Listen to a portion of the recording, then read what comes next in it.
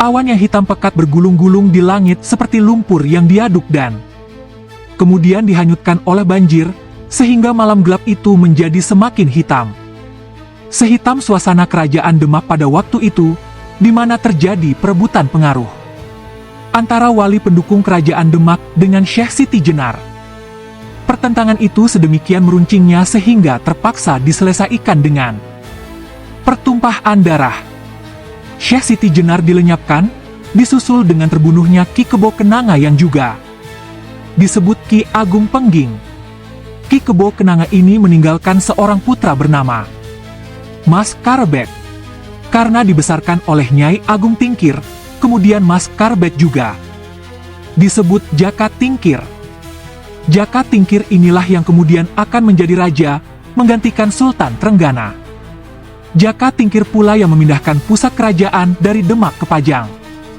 Pada masa yang demikian, tersebutlah seorang saudara muda seperguruan dari Ki Agung Pengging yang bernama Mahesa Jenar. Karena keadaan sangat memaksa, Jaka Tingkir pergi meninggalkan kampung halaman, sawah, ladang, serta wajah-wajah yang dicintainya. Ia merantau untuk menghindarkan diri dari hal-hal yang tak diinginkan. Telah bertahun-tahun Mahesa Jenar mengabdikan dirinya kepada negara sebagai seorang prajurit. Tetapi karena masalah perbedaan ajaran tentang kepercayaan yang telah menimbulkan beberapa korban, ia terpaksa mengundurkan diri meskipun kesetiaannya kepada Demak tidak juga susut. Hanya dengan bekal kepercayaan kepada diri sendiri serta kepercayaan kepada Allah Subhanahu wa Ta'ala, Mahesa Jenar mencari daerah baru yang tidak ada lagi persoalan mereka yang berbeda pendapat mengenai pelaksanaan ibadah untuk menyembah Sang Pencipta. Mahesa Jenar adalah bekas seorang prajurit pilihan, pengawal raja. Ia bertubuh tegap, kekar, berdada bidang. Sepasang tangannya amat kokoh, begitu mahir mempermainkan segala macam senjata, bahkan benda apapun yang dipegangnya.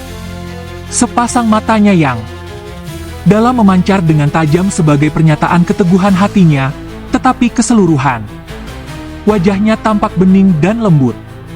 Ia adalah kawan bermain Ki Agung Sela pada masa kanak-kanaknya. Ki Agung Sela inilah yang kemudian menjadi salah seorang guru dari Mas Karbet yang juga disebut Jaka Tingkir sebelum menduduki tahta kerajaan. Meskipun mereka bukan berasal dari satu perguruan, tetapi karena persahabatan mereka yang karib, maka seringkali mereka berdua tampak berlatih bersama, saling memberi dan menerima atas izin guru mereka masing-masing. Gerak Mahesa Jenar sedikit kalah cekatan dibanding dengan Sela yang menurut cerita adalah cucu seorang bidadari yang bernama Nawang Wulan.